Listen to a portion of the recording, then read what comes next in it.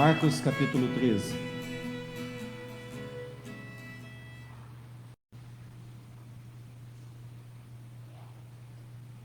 Amém, irmãos? Marcos 13, verso 1 a seguir. Ao sair Jesus do templo, disse-lhe um de seus discípulos: Mestre, que pedras, que construções! Mas Jesus lhe disse: Vês estas grandes construções? Não ficará pedra sobre pedra que não seja derribada. No Monte das Oliveiras, defronte do templo, achava-se Jesus assentado, quando Pedro, Tiago, João e André lhe perguntaram em particular: Dize-nos quando sucederão estas coisas e que sinal haverá quando todas elas estiverem para cumprir-se? Então Jesus passou a dizer-lhes: Vede que ninguém vos engane. Muitos virão em meu nome, dizendo: Sou eu, e enganarão a muitos. Quando, porém, ouvirdes falar de guerras e rumores de guerras, não vos assusteis, é necessário assim acontecer, mas ainda não é o fim. Porque se levantará nação contra nação e reino contra reino, haverá terremotos em vários lugares e também fomes. Estas coisas são o princípio das dores. Estai vós de sobreaviso, porque vos entregarão aos tribunais e às sinagogas, sereis açoitados e vos farão comparecer à presença de governadores e reis, por minha causa, para lhes servir de testemunho. Mas é necessário que primeiro o Evangelho seja pregado a todas as nações. Quando, pois, levarem e vos entregarem, não vos preocupeis com o que haveis de dizer, mas o que vos for concedido naquela hora, isso falai, porque não sois vós os que falais, mas o Espírito Santo. Um irmão entregará à morte outro irmão, e o pai ao filho. Filhos haverá que se levantarão contra os progenitores e os matarão. Sereis odiados de todos por causa do meu nome. Aquele, porém, que perseverar até o fim, esse será salvo. Quando, pois, virdes o abominável da desolação, situado onde não deve estar, quem lê entenda, então os que estiverem na Judéia, fujam para os montes. Quem estiver em cima no eirado, não desça, nem entre para tirar da sua casa alguma coisa. E o que estiver no campo, não volte atrás para buscar a sua capa. Ai das que estiverem grávidas e das que amamentarem naqueles dias. Orai para que isso não suceda no inverno, porque aqueles dias serão de tamanha tribulação como nunca houve desde o princípio do mundo que Deus criou, até agora, e nunca jamais haverá. Não tivesse o Senhor abreviado aqueles dias e ninguém se salvaria, mas por causa dos eleitos que ele escolheu, abreviou tais dias. Então, se alguém vos disser: eis aqui o Cristo, ou ei-lo ali, não acrediteis, pois surgirão falsos cristos e falsos profetas, operando sinais e prodígios para enganar, se possível, os próprios eleitos. Estai vós de sobreaviso, tudo vos tenho predito. Mas naquele dia, após a referida tribulação, o sol escurecerá, a lua não dará sua claridade, as estrelas cairão do firmamento e os poderes do céu serão abalados. Então verão o Filho do Homem vir nas nuvens, com grande poder e glória. E ele enviará os anjos e reunirá os seus escolhidos dos quatro ventos, da extremidade da terra até a extremidade do céu. Aprendei, pois, a parábola da figueira. Quando já os seus ramos se renovam e as folhas brotam, sabeis que está próximo o verão. Assim também vós, quando virdes acontecer estas coisas, sabei que está próximo às portas. Em verdade vos digo que não passará esta geração sem que tudo isto aconteça. Passará o céu e a terra, porém as minhas palavras não passarão. Mas a respeito daquele dia ou da hora ninguém sabe, nem os anjos no céu, nem o Filho, senão o Pai. Estai de sobreaviso, vigiai e orai, porque não sabeis quando será o tempo. E como um homem que ausentou-se do país, deixa sua casa, dá autoridade aos seus servos, a cada um a sua obrigação, e ao porteiro ordena que vigie. Vigiai, pois, porque não sabeis quando virá o dono da casa, se à tarde, se à meia-noite, se ao cantar do galo, se pela manhã, para que, vindo ele inesperadamente, não vos ache dormindo. O que, porém, vos digo a todos: vigiai. Amém. Meus amados irmãos, nós vimos fazer aqui uma recapitulação das últimas mensagens para a gente se situar. No capítulo 11, quando Jesus entra triunfante em Jerusalém, ele é recebido com muitos gritos de júbilo e com grande aclamação por todo o povo. Jesus, então, ele vai ao templo, observa tudo, e ele vai embora e volta no dia seguinte e vem derribando a mesa dos vendedores, expulsa de lá os cambistas, impõe a sua autoridade, conta uma parábola dos lavradores maus e cala a boca dos religiosos, mostrando que eles estavam rejeitando a voz de Deus que lhes vinha falando há muito tempo por meio dos profetas, e que agora também rejeitavam e perdiam o momento da visitação do Filho de Deus. Ainda no templo, as autoridades, com o sangue nos olhos, enviam os fariseus, os herodianos, os saduceus, para tentarem pegá-lo em alguma fala mal colocada, e em alguma palavra, e mais uma vez Jesus os põe para correr, destruindo todos os seus argumentos, pondo por cabo as suas ciladas. E antes de sair do templo, observando ali a oferta da viúva pobre, naquele momento das ofertas, ele mostra ao povo que aquela mulher simples, ela ofertou muito mais do que todos os ricos, pois dando tudo o que tinha, demonstrava o que era verdadeiramente adorar a Deus.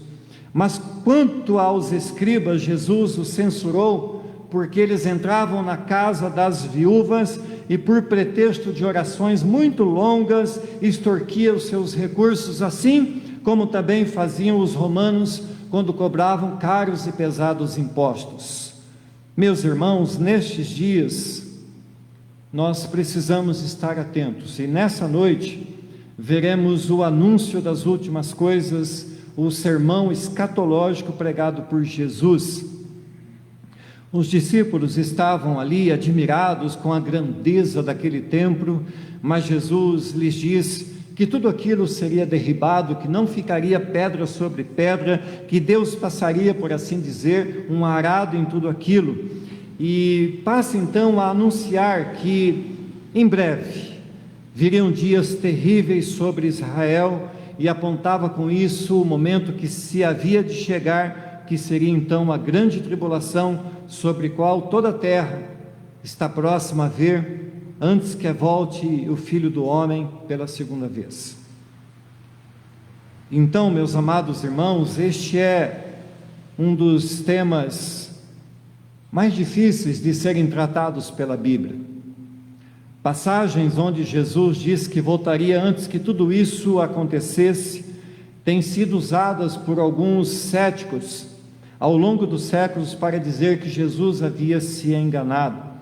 Homens se apoiam nesse suposto engano de Jesus para tentarem validar a sua repulsa ao Evangelho e tentar com isso confirmar o seu ateísmo.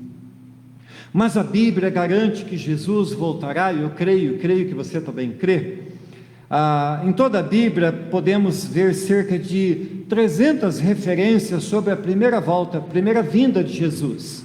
Mas a Bíblia abre um leque e fala mais de 2.400 vezes sobre a segunda volta de Jesus. Para todo cristão, irmãos, eu acredito que isso seja uma verdade indissociável da fé e da esperança que rege a nossa jornada como vida cristã. Cristo voltará. Quando? Que horas? Em que momento? Isso, meus irmãos, ninguém sabe, mas Ele voltará. E todos que até hoje vêm tentando de alguma forma estabelecer, fazer cálculos para marcar o dia de sua vinda, incorrem em grave erro, se enganam muitíssimo. Para que nós possamos localizar melhor, podemos, de certa forma, traçar uma linha, por assim dizer, entre os eventos que vêm acontecendo até o momento derradeiro.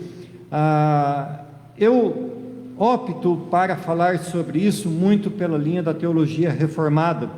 Então eu quero aqui fazer assim um rápido paralelo para que a gente se posicione, para saber aonde é que nós estamos no meio dessa história toda. Começamos com a cruz. Cristo está lá no alto do Calvário, sendo crucificado, morre, ressuscita.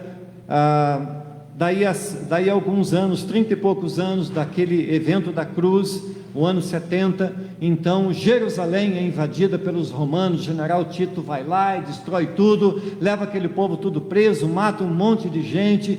Nesse período começa o princípio das dores, que é onde eu e você estamos. Nós estamos no princípio das dores. Esse período entre cruz até o início da tribulação é o princípio das dores. Findo esse princípio das dores, haverá a grande tribulação. Querem alguns, e nós temos que respeitar o posicionamento teológico de cada pessoa. Nós podemos ser diferentes em pensamentos teológicos, mas nunca diferentes naquilo que cremos que é na volta do Senhor Jesus. Alguns creem que a igreja será levada antes da tribulação. Outros creem que em meio à tribulação. Outros creem que depois da tribulação. Eu sou do tipo que crê que em meio à tribulação a igreja será tirada da terra. Mas a tribulação está acontecendo e de repente há um ponto e Jesus volta para estabelecer o seu juízo e estabelecer novos céus e nova terra. E aí é onde nós nos encontramos eternamente com a salvação eterna. Então perceba, irmãos, que há uma linha reta acontecendo onde nós estamos, onde a igreja está, onde o mundo está, e nós estamos seguindo essa linha reta, mas há uma linha curva que ascende ao céu, que é a linha da salvação, e dessa linha, lá no ponto final, Jesus voltará para buscar a sua igreja. Então é a partir daqui, irmãos, que eu começo essa mensagem nessa noite, para tratarmos então desse texto bíblico. Então o primeiro verso diz assim: ao sair Jesus do templo, disse-lhe um dos seus discípulos: mestre, que pedras, que construções? Mas Jesus lhe disse: vês estas grandes construções? Não ficará pedra sobre pedra que não seja derribada. Amados irmãos, aquela construção era realmente impressionante. Lá no alto do Monte Sião se erguia o majestoso templo feito de mármore, ouro, pedras preciosas, além de tantas e tantas riquezas. Apenas aqui, irmãos, esclarecendo, esse templo aqui, então, em que Jesus está, é o segundo sendo remodelado, que alguns chamam de terceiro, mas ainda não é o terceiro templo. É o segundo em que Herodes vai lá, então vai fazer uma reforma nesse templo. O primeiro templo foi construído por Salomão e ele foi destruído lá no ano 587 a.C. pelos babilônios, quando Nabucodonosor entra lá e destrói tudo.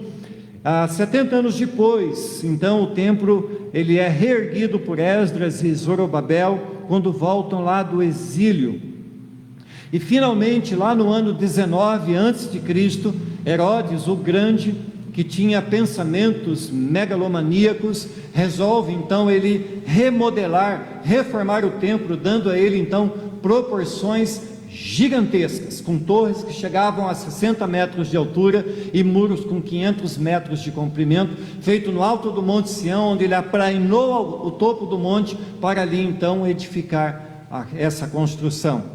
E é esse templo, meus irmãos, para esse templo que estão voltados os olhos de Jesus, quando os seus discípulos estão ali e expressam a sua admiração por tão grande e fantástica construção.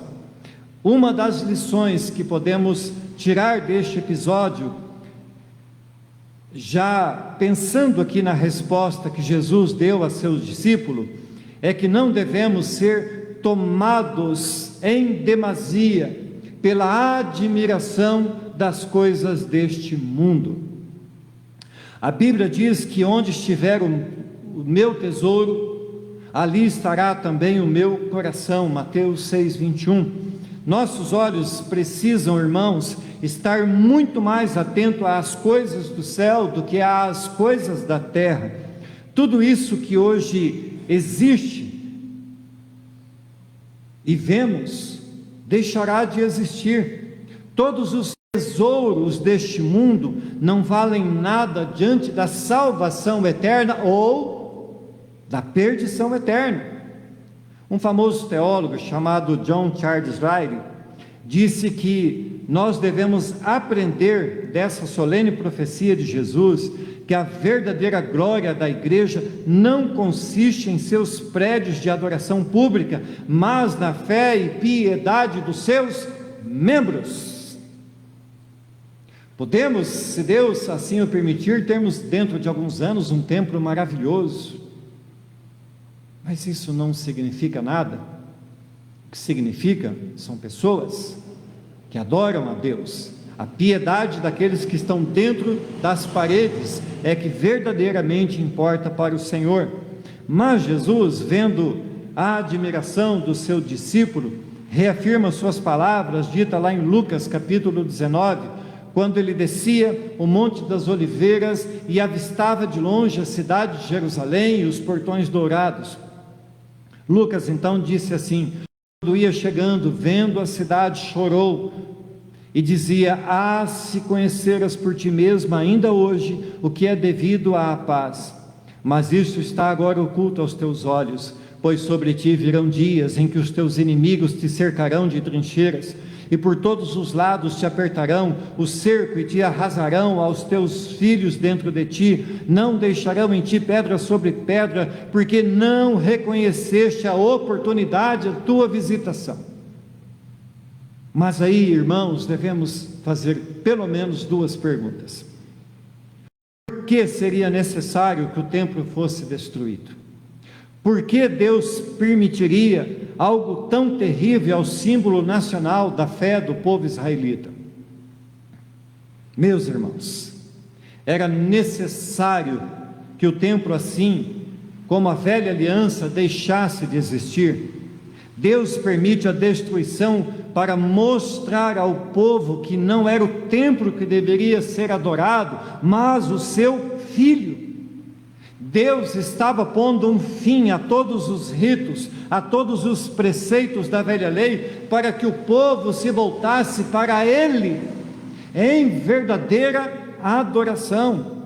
Não faz sentido, meus irmãos, não faz sentido algum que hoje alguns pregadores insistam em ensinar e seguir práticas há muito abolidas por Deus. Estamos vivendo no tempo da graça, da nova aliança estabelecida por Cristo. Como disse Jesus à mulher samaritana, os verdadeiros adoradores adorarão em espírito e em verdade. Então nada de judaísmo, nada de símbolos, nada de voltarmos ao velho passado, aos preceitos da antiga aliança. O que rege a nossa vida hoje é a nova aliança, estamos nela e aguardamos que o Cristo de Deus venha nos buscar. Segunda coisa, haverá um princípio, houve um princípio das dores.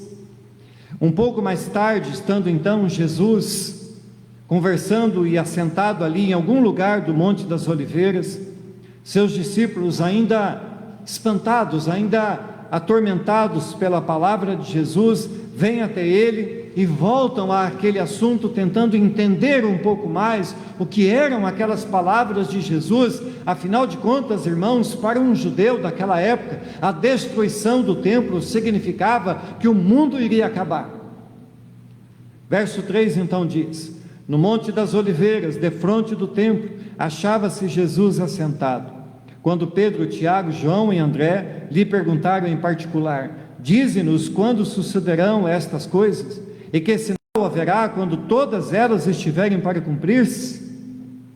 Amados irmãos, quando se está no Monte das Oliveiras, no caminho por onde Jesus percorreu em sua entrada triunfal, tem-se uma visão muito linda de Jerusalém e lá do grande templo.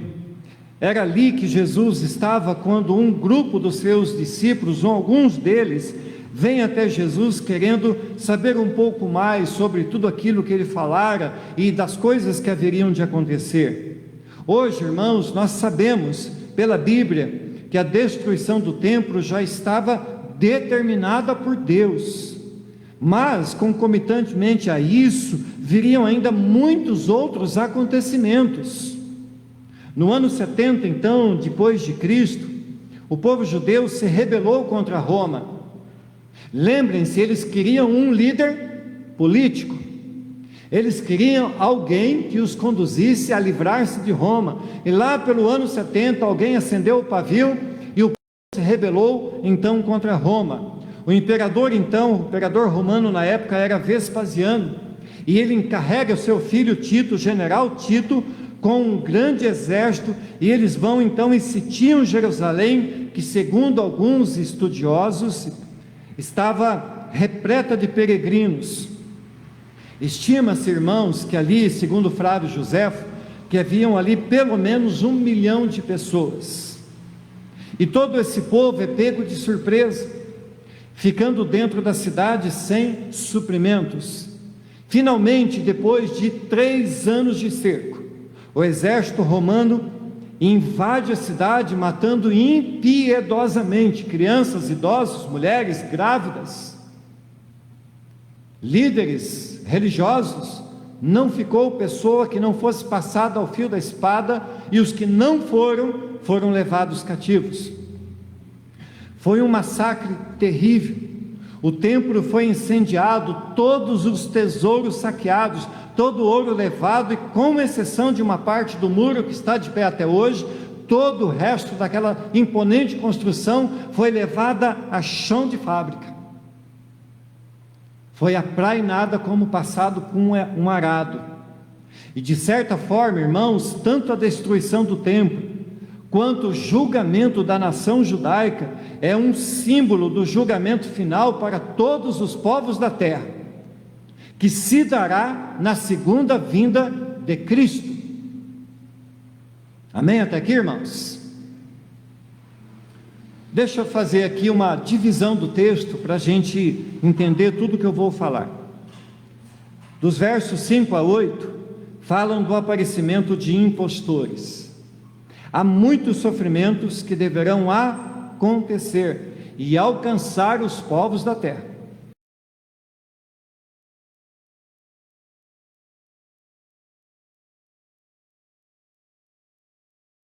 27 mostram o aparecimento do abominável da desolação e a angústia terrível que se dará na grande tribulação, vindo depois disso a volta de Cristo.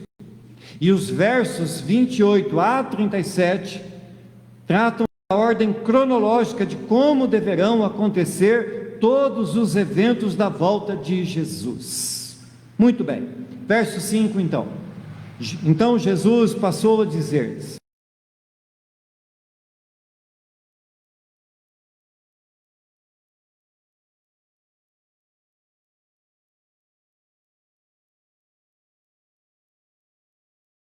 acontecer, mas ainda não é o fim, porque se levantará nação contra nação e reino contra reino, e haverá terremotos em vários lugares, e também fomes, e estas coisas são o princípio das dores. E Lucas ainda acrescenta: pestes. Naturalmente, todos nós que lemos a Bíblia temos visto, irmãos, o surgimento de muitos falsos profetas. Sobretudo nesses últimos dias, nós percebemos uma grande propagação de heresias, amparadas, por exemplo, pela teologia dos coach, da prosperidade, da confissão positiva, do gnosticismo, do liberalismo teológico, entre outros. Amados irmãos, milhões de pessoas estão sendo enganadas nesse exato momento por falsos pregadores, porque desconhecem a palavra de Deus, não oram, não leem a palavra, não buscam discernimento, e no afã de terem os desejos da sua carne saciados, eles se tornam ainda mais facilmente vítimas destes que querem enganar. Jesus, ele falou que haveriam guerras. Sabemos que depois da queda de Adão para cá, o mundo nunca mais teve paz. O mundo está em guerra. Nós tivemos, todos sabemos, a Primeira Guerra Mundial. Tivemos a Segunda Guerra Mundial, e nessas duas guerras morreram centenas de milhares, milhões de pessoas. A indústria da guerra, ela é altamente lucrativa, e para os empresários da morte, a paz não é um bom negócio. A humanidade, ela vive, irmãos, aprisionada pelo medo de uma terceira guerra mundial, e então, se houver uma terceira guerra mundial, vai acontecer o fim do mundo, mas Jesus disse: não será o fim.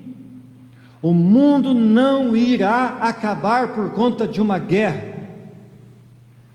As guerras, meus irmãos, apenas anunciam o cumprimento das profecias que Jesus disse e prenunciam a sua volta. Mas antes que Jesus volte, este mundo ainda experimentará muita dor. Nós temos anunciado o Evangelho de Cristo nesta igreja e com insistência clamado para que estejamos despertos de todo tipo de sonolência. As palavras proféticas de Jesus estão se cumprindo uma a uma. Nunca houve na história da humanidade tantos terremotos e de proporções tão grandes como nesses últimos anos. Nos últimos 2 séculos aconteceram mais de 1000 terremotos. Nunca houve tantas doenças, nunca houve tanta fome, mas tudo isso é apenas o princípio das dores que estão acontecendo nesses 2000 anos. Meus irmãos, nós precisamos saber que todos esses eventos anunciam, mas não marcam uma data. Todavia validam as palavras proféticas de Jesus e prenunciam que a volta de Cristo está próxima. Verso 9 vai dizer: estais vós de sobreaviso, porque vos entregarão aos tribunais e às sinagogas, sereis açoitados e vos farão comparecer à presença dos governadores e reis, por minha causa, para lhe servir de testemunho. E testemunho aqui é ser martirizado. Mas é necessário que primeiro o Evangelho seja pregado a todas as nações. Quando, pois, vos levarem e vos entregarem, não vos preocupeis com o que haveis de dizer, mas o que vos for concedido naquela hora, isso falai, porque não sois vós os que falais, mas o Espírito Santo. Um irmão entregará à morte outro irmão, e o pai ao filho. Filhos haverá que se levantarão contra os progenitores e os matarão. Sereis odiados de todos por causa do meu nome, aquele, porém, que perseverar até o fim, esse será salvo. Amada igreja, Jesus está ali no alto do monte, junto com ele 12 homens simples, dos quais um seria um traidor, um lhe negaria. Mas a despeito disso tudo, Jesus está garantindo que o seu nome seria conhecido no mundo inteiro, e por causa do seu nome, aqueles que nele crescem e fossem suas testemunhas, seriam perseguidos, levados aos tribunais e até mortos. E assim tem sido há 2000 anos.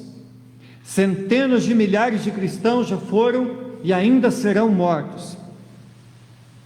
Para o desespero, irmãos, isso é impressionante, isso é maravilhoso. Para o desespero do inferno, quanto mais a igreja de Cristo é perseguida, quanto mais se mata o povo de Deus, mais a igreja avança, mais a igreja cresce. Deus permitiu o vírus, como eu já disse aqui, para despertar a igreja. A igreja, quando está, irmãos, vivendo em berço esplêndido, ela se cala, ela entorpece, ela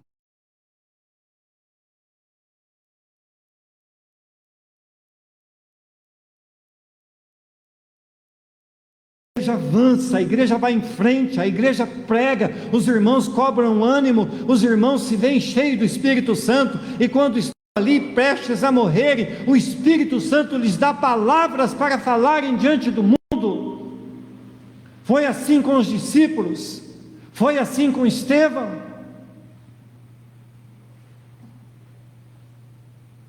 As palavras de Jesus e suas promessas continuam vigorando, meus irmãos, e seu Espírito Santo segue dando aos filhos de Deus sabedoria e respostas para que, diante dos poderosos deste mundo, sejamos testemunhas fiéis de que Cristo é o Senhor, de que Cristo é o Salvador. Meus irmãos queridos, o Evangelho não é um causador, mas o Evangelho é a causa de muitos desentendimentos entre pessoas, até da mesma família. Pais que não aceitam que seus filhos sejam crentes, filhos que não aceitam que seus pais sejam crentes, têm levado muitos a cometerem atos extremos. Creio eu que alguns, que se pudessem aqui testemunhar, diriam que perdeu a confiança, por assim dizer, ou a amizade de algumas pessoas, ou até parentes que se afastaram quando você se converteu a Cristo.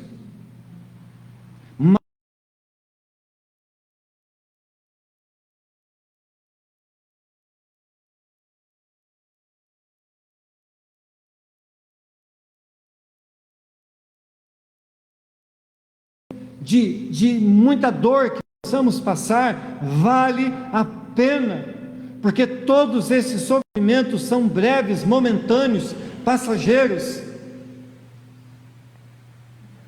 Então, irmãos, nós estamos num tempo da vida da igreja em que poderemos ser perseguidos, no momento em que presenciamos coisas absurdas, como vimos naquele vídeo acontecendo em torno do mundo, guerras, terremotos, pestes, fome. Então, depois de tudo isso, virá um outro momento chamado a grande tribulação. Verso 14: quando, pois, virdes o abominável da desolação, situado onde não deve estar, quem lê entenda. Então os que estiverem na Judéia fujam para os montes. Quem estiver em cima no eirado, não desça nem entre para tirar da sua casa alguma coisa.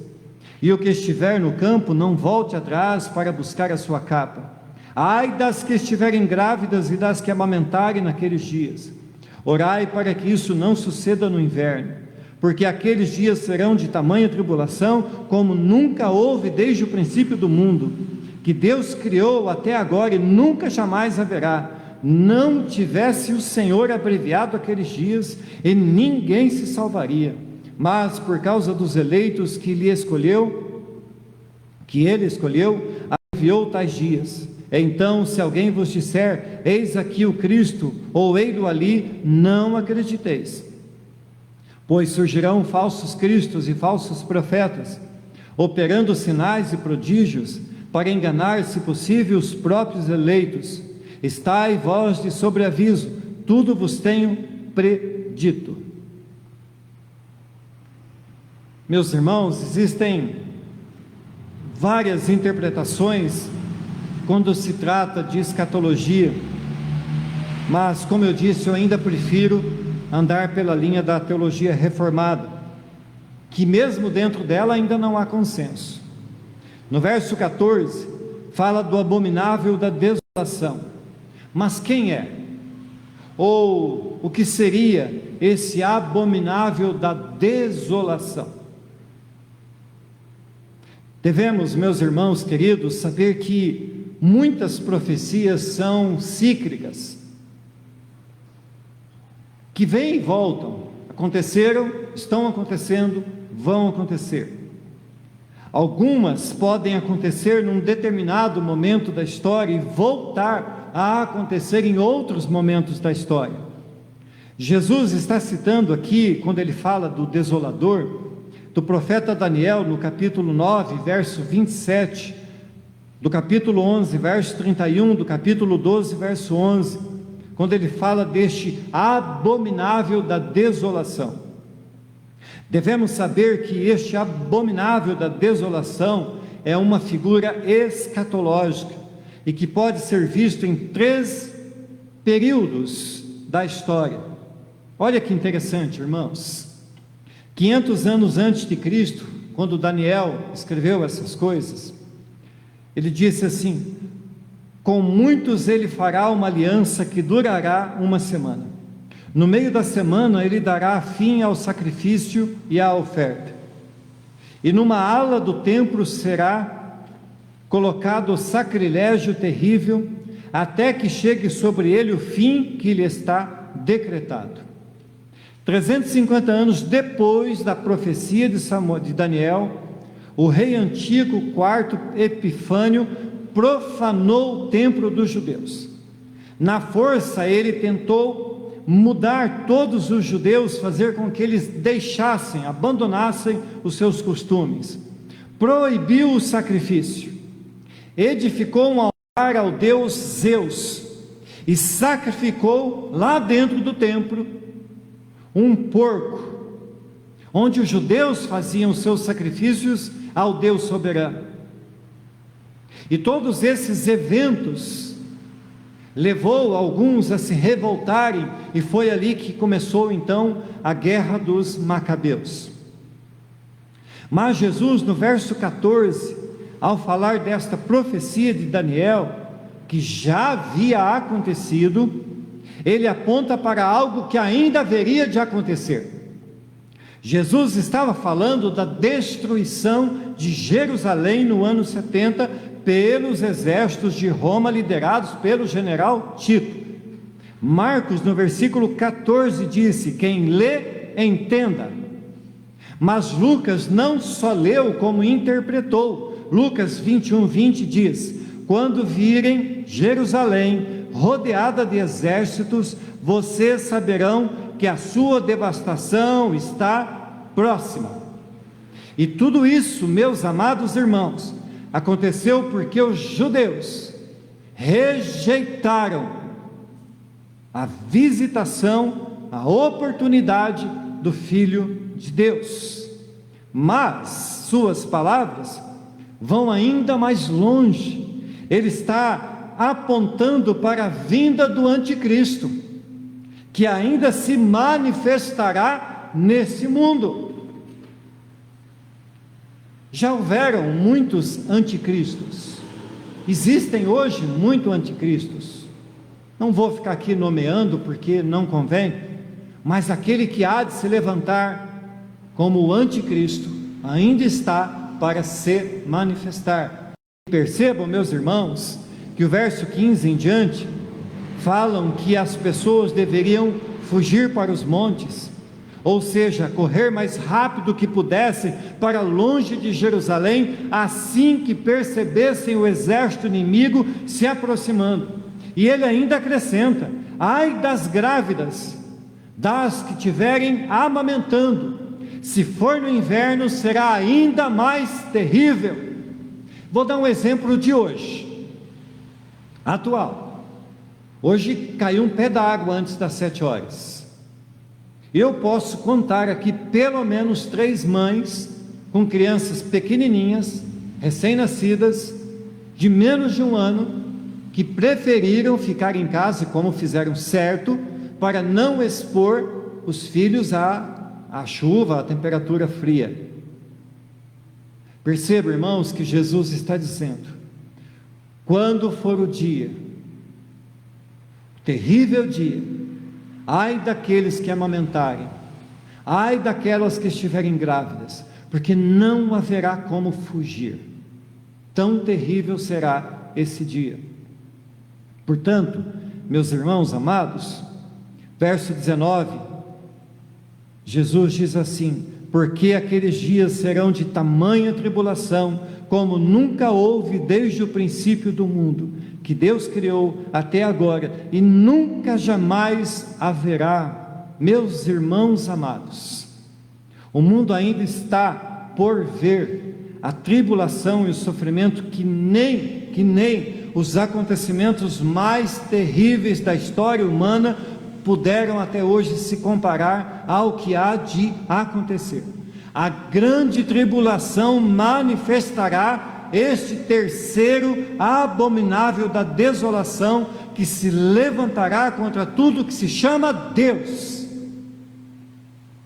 O consolo, meus irmãos, é que Deus abreviará estes dias de tribulação, para que aqueles que Ele elegeu para serem seus filhos sejam poupados e não se percam. O próprio Senhor Jesus está alertando que nestes dias haverá muito engano. A Igreja de Cristo precisa estar pronta para este momento que ainda haverá de acontecer. Vemos, meus irmãos queridos, que hoje muitos cristãos têm sido enganados, e enganados tão facilmente por falsos ensinos, e isso demonstra que a falta do conhecimento, e isso demonstra que há uma ausência do verdadeiro conhecimento e do interesse pela palavra de Deus. O apóstolo Paulo, alertando sobre esse tempo, escreveu assim: não deixem que ninguém os engane de modo algum. Antes daquele dia virá a apostasia, e então será revelado o homem do pecado, o filho da perdição.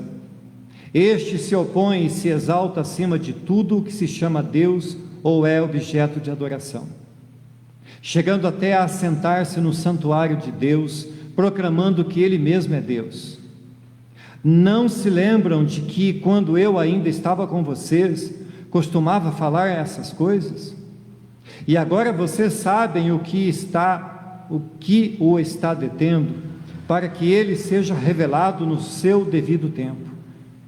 A verdade é que o mistério da iniquidade já está em ação, restando apenas que seja afastado aquele que agora o detém.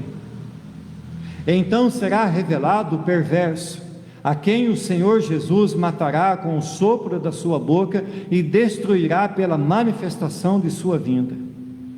A vinda desse perverso é segundo a ação de Satanás, com todo o poder, com sinais e com maravilhas enganadoras.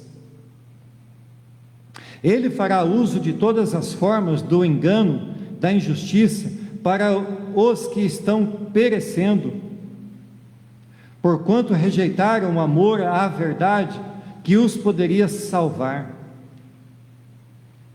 Meus queridos, após a grande tribulação, a manifestação do Desolador, a apostasia de muitos que se dizem cristãos e que rejeitaram o amor à verdade que os poderia salvar, então Jesus virá e destruirá todos os seus inimigos com o sopro de sua boca, e reunirá para si os seus escolhidos.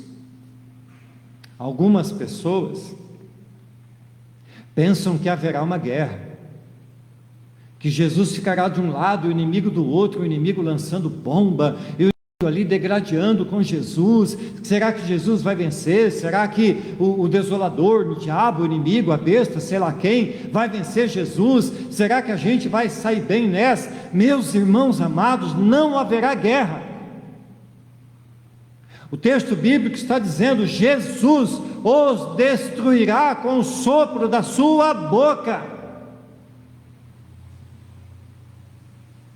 Então, meus irmãos, vamos supor nós aqui que a igreja seja tirada antes da tribulação. Aleluia, glória a Deus.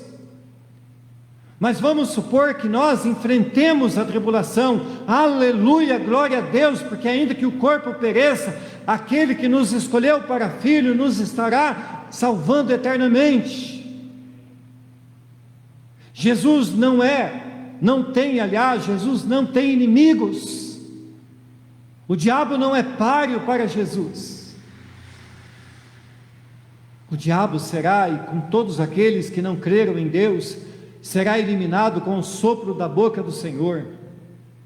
Verso 24 vai dizer: mas naqueles dias, após a referida tribulação, o sol escurecerá, a lua não dará sua claridade, as estrelas cairão do firmamento, e os poderes dos céus serão abalados. Então verão o Filho do Homem vir nas nuvens, com grande poder e glória, e ele enviará os anjos e reunirá os seus escolhidos dos quatro ventos, da extremidade da terra até a extremidade do céu.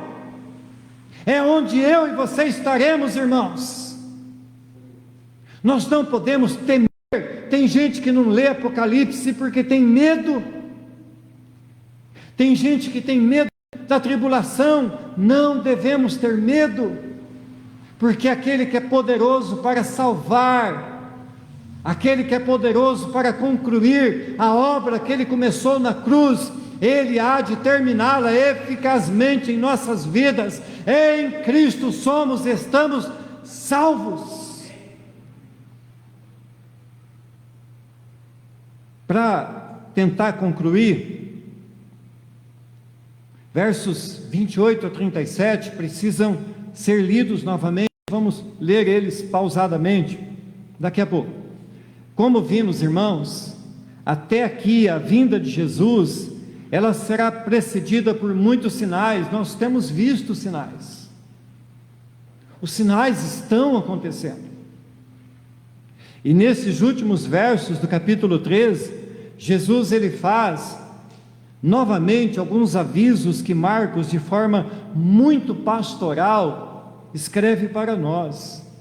Mais uma vez, Jesus ele vai usar a figura da figueira como um sinal de sua vinda. Então o verso 28 a 31 diz: aprendei, pois, a parábola da figueira, quando já os seus ramos se renovam, e as folhas brotam, sabeis que está próximo o verão.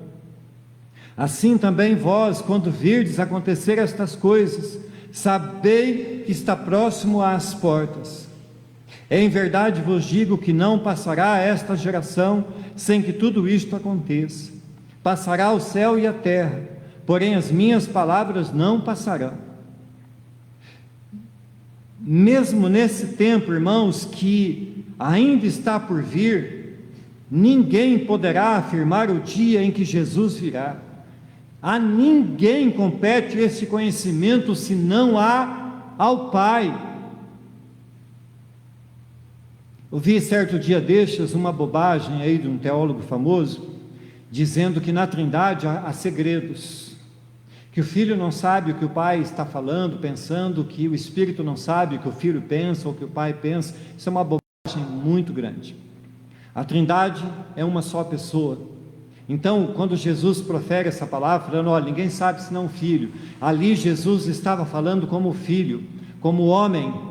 Naquele momento ele era o homem Jesus, mas hoje certamente ele sabe de tudo que está planejado e sabe exatamente o momento em que ele há de voltar.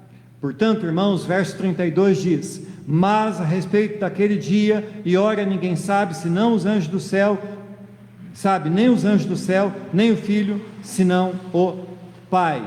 Isso foi lá, quando Jesus estava falando. Nós precisamos ler, irmãos, esse texto de Marcos. Leia novamente em casa, observe que ele não é um texto assim que as coisas vão acontecendo linearmente. Jesus ele vai contando, ele vai mostrando, contando a história, e você precisa ir se relocando e se situando dentro daquela história, para que você entenda tudo o que está acontecendo.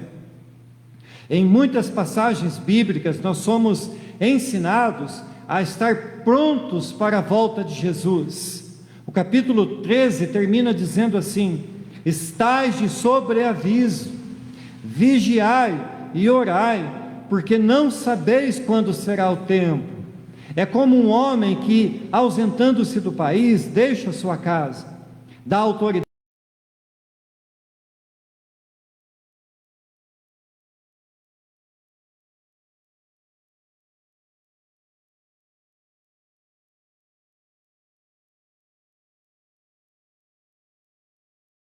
se pela manhã, para que vindo ele inesperadamente não vos ache indo. O que porém vos digo, digo a todos: vigiai. Amada igreja, esta última palavra de Jesus deve fazer nosso espírito estremecer. Solenemente Jesus está nos ordenando a vigiarmos. Não podemos, irmãos, pensar que Jesus está dizendo para que o povo fique recluso no mosteiro, o tempo todo ali na espreita, vigiando, o tempo todo de joelhos. Pelo contrário, irmãos, cada cristão deve seguir o curso da sua vida, fazendo tudo o que lhe é necessário e normal à vida e ao sustento, mas sem descuidar da sua espiritualidade, da sua fé, da sua vida de oração, do seu devocional diário. O que Jesus está falando para a igreja dele é que vigilância, como eu preguei na quinta-feira, é estar no alto da torre, que significa o tempo da sua vida, o momento da sua vida, o tempo todo vigiando, acordado, desperto, observando tudo, prestando atenção nos sinais. Porque ainda que a gente tire muitas conclusões do que é e do que nos é dado a entender pela escatologia, até no livro de Apocalipse, mas a verdade é, meus irmãos, que Deus é que sabe quando será o ponto final de toda a história. Nós temos que estar prontos.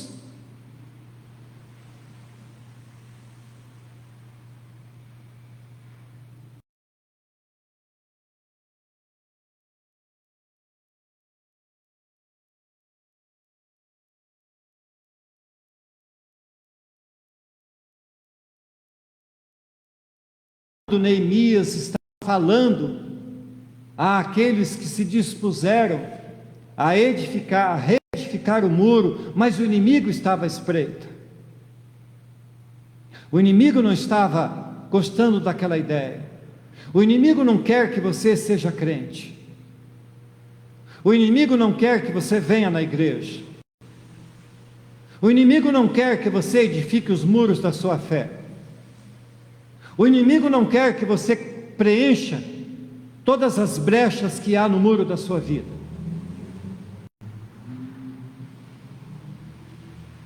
Então Neemias fala: atentos, com uma mão na espada e a outra você trabalha edificando o muro. Parafraseando tudo isso, fiquem atentos, meus irmãos. Atentos. Observem os sinais. Aguardem Jesus para daqui 1 segundo ou para daqui 1000 anos. Vivam a sua vida diante de Cristo. Orem, testemunhem, preguem. Estejam prontos. Estejamos nós todos prontos para a vinda de Jesus. E essa não é, meus irmãos, uma mensagem para de alguma forma constranger ou colocar medo em nosso coração. Apocalipse para o crente não é terror. Apocalipse para o crente é sobremesa, é o melhor, é o que está por vir, é a revelação das últimas coisas, é o tempo em que acabarão os sofrimentos. Portanto, feliz aquele que crê em Cristo, que ama Cristo, que vive para Cristo, que tem entregue a sua vida para Ele todos os dias. Amém, irmãos?